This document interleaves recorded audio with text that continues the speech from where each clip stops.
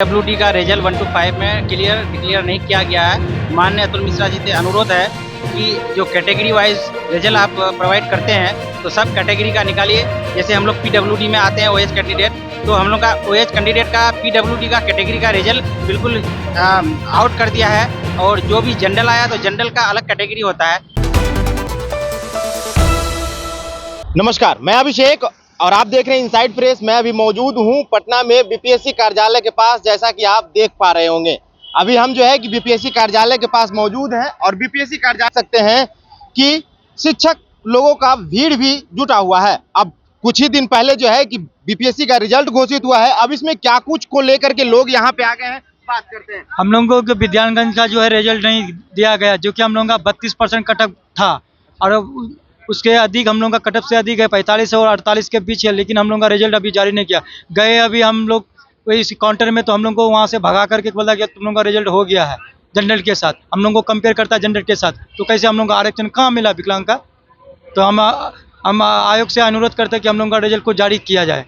कहाँ से हैं? कटिहार जिला से साजिदा आलम। आपका क्या?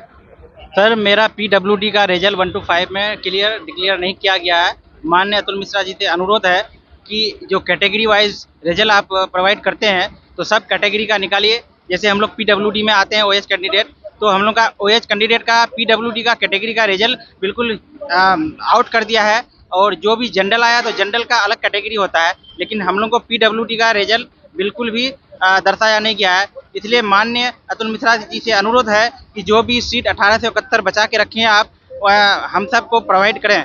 हम लोग दिव्यांगजन कहाँ भटकेंगे। हम लोग बिहार के कटिहार के जिला से वहाँ से आए हैं, हम लोग दिव्यांग भटक के यहाँ से आए। इसलिए अतुल मिश्रा जी से हम लोग को अनुरोध है कि हम लोग को पीडब्ल्यूडी का कैटेगरी का रिजल्ट कम से कम दिए। क्या नाम है? मोहम्मद रिजवान आलम नाम है, जिला कटिहार से आए हैं। मैं पीआरटी से हूँ सर, BC1 से हूँ। मेरा मार्क्स कटअप से बहुत ज़्यादा है, लेकिन अब तक मेरा नहीं आया है। और कहने का यह सेंस है कि आपने जो रिजल्ट निकाला उसमें आपको कटअप मार्क देना चाहिए था। सबसे बड़ा बात यही है कि कटअप मार्क देना चाहिए, यानी फर्जी जो आप नियुक्ति कर रहे हैं उसको हटाइए। बस मेरी मांग है माननीय अतुल सर से कि फर्जी हटाओ, फर्जी हटाइए सर।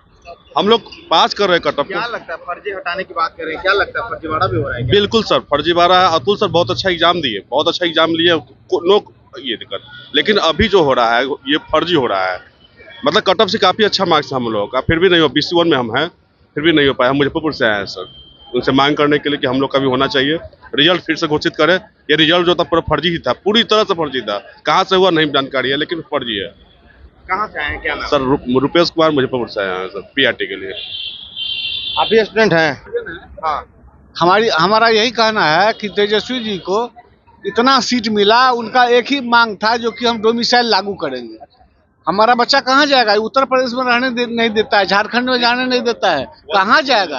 अब सोचिए, जो कि बिहार का बच्चा कटोरा लेके भीख मांगेगा, हमारा बच्चा मान लीजिए जो है वो कहाँ जाएगा? इसलिए मतलब डोमिसाइल लागू करे। जमीन बेच कर किया, जमीन बेच कर छात्र, जमीन बेचकर मैंने डीएल किया। मैं बहुत गरीब बच्चा हूँ जी। जमीन बेच के मेरे गार्जियन ने मुझे डीएल करवाया। 2019 में हम सीटेट पास कर गए। उसके बाद हम लोगों को था कि अब आशा था कि चलिए बीपीएससी कर रही है एग्जाम, हमारा कंडक्ट करा रही है, उसमें हो जाएगा। लेकिन यहाँ पर एक रिजल्ट सर ने कहा था कि वो एक आदमी 1% एक रिजल्ट, लेकिन ऐसा हुआ नहीं है।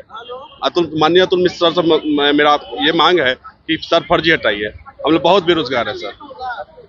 क्या कहना चाहते हैं? बीपीएससी सर खाली नाम का बहाली कर रहा है। अगर बहाली जिनका होना चाहिए, जो कैंडिडेट है, जो अभ्यर्थी है, उनका नहीं हो रहा है। जिसमें लगभग 42,000 शिक्षक सीट लेकर के चले गए जो ऑलरेडी पोस्टेड है। उसके बाद आपका जो अदर स्टेट वाला है वो लेकर के चले गए। तो बीपीएससी जो एक ढकोसला है, हम नाम की बहाली कर रही है। जो नियोजित शिक्षक है उनको ओपन डेट देना चाहिए कि भाई चाहे तो वो अपनी सीट पे बने रहें, या फिर उनको आप जहाँ अगर वो जाना चाहे चॉइस देना चाहिए। वो ऐसा कुछ नहीं कर रहा है, जिसके वजह से जो रियल में जिनकी बहाली होनी चाहिए वो नहीं हो पा रही है। हम खुद नियोजित शिक्षक हैं सर, सीटेट लिया, स्टेट लिया, हाँ हम लोग सर्विस में हैं, और हम लोग का पोस्टिंग है पूर्णिया, भेज दिया हमको बक्सर ना, हम वो डिस्ट्रिक्ट चॉइस किए हैं। तो हमें सरकार से मांग है, बीपीएससी विभाग से मांग है, अतुल सर से मांग है कि भाई जो नियोजित टीचर है उनको आप ओपन चॉइस दीजिए। अगर वो रहना चाह रहे हैं अपने स्कूल में तो वहाँ रहे, या फिर अगर जाना चाहते हैं अपने नियर बाई कोई डिस्ट्रिक्ट तो वहाँ चाहिए।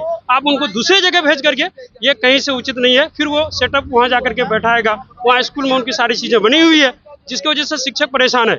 और हम नीतीश सरकार से कहना चाहें, और कितना एग्जाम लीजिएगा नियोजित टीचर को? आपको तो अभी दिखा दिया नियोजित टीचर।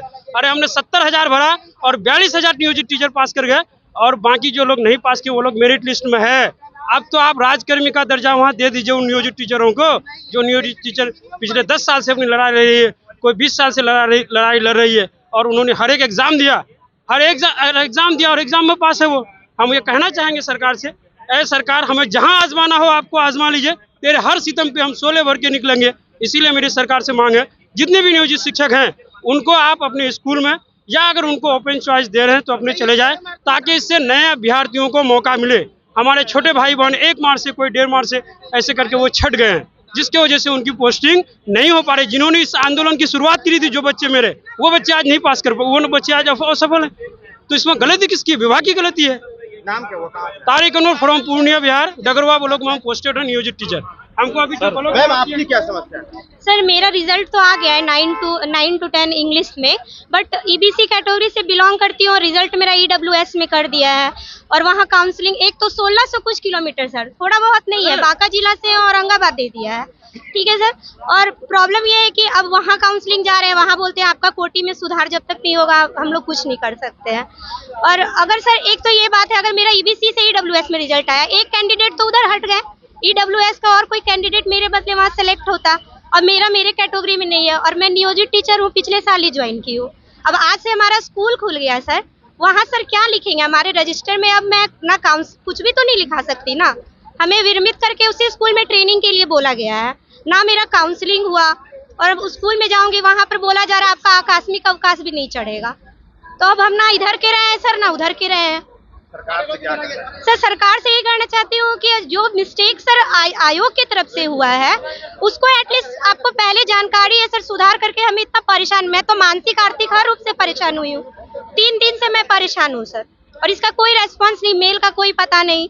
तो सर इसको सुधार करके सर मेरा जिला जो मैंने 3 चॉइस भरा था, मुझे उसमें से सर दिया जाए, क्योंकि मेरे मेधा सूची से जस्ट ऊपर उसके बाद वाले सभी को ही का बांका भागलपुर मिला, और मुझे इतना दूर औरंगाबाद फेंका गया, मेरे कैटेगरी में गलती किया गया। सर मेरा तो रिजल्ट का खुशी ही खत्म हो गया ना सर। अब रिजल्ट आया है, उस दिन सब खुश हो रहे हैं, मेरा कैटेगरी गलत है, ये तो बहुत गलत बात है। आयोग की गलती का सजा सारे स्टूडेंट भुगत रहे हैं। नाम क्या? सर कुमारी स्वप्ना, मैं एक नियोजित शिक्षिका हूँ 6 to 8 में। तो आपने सुना कि यहाँ पे जितने भी हैं ये नियोजित शिक्षक हैं, और बीपीएससी के द्वारा बिहार सरकार ने बहुत ही अच्छा पहल किया था कि बीपीएससी के द्वारा जो है कि ये शिक्षक भर्ती करेंगे और इसमें जो है कि गुणवत्ता का शिक्षक आएंगे। लेकिन आप लोगों ने सुना कि ये वही शिक्षक अभ्यर्थी हैं जो कि एग्जाम भी दिए, और बड़े एग्जाम देने के बाद भी जो है कि रिजल्ट भी आया, रिजल्ट की खुशी और गम इन लोगों ने, आप लोगों ने सुना कि इन लोगों के बीच जितनी खुशी है उससे कहीं ज्यादा गम है। तो आखिरकार ये गम किस लिए है? क्या सरकार की गलती की वजह से है? क्या कुछ है? फिलहाल के लिए इतना ही। आप क्या सोचते हैं? अपनी प्रतिक्रिया कमेंट बॉक्स में जरूर दें। बने रहे इनसाइड प्रेस के साथ। धन्यवाद।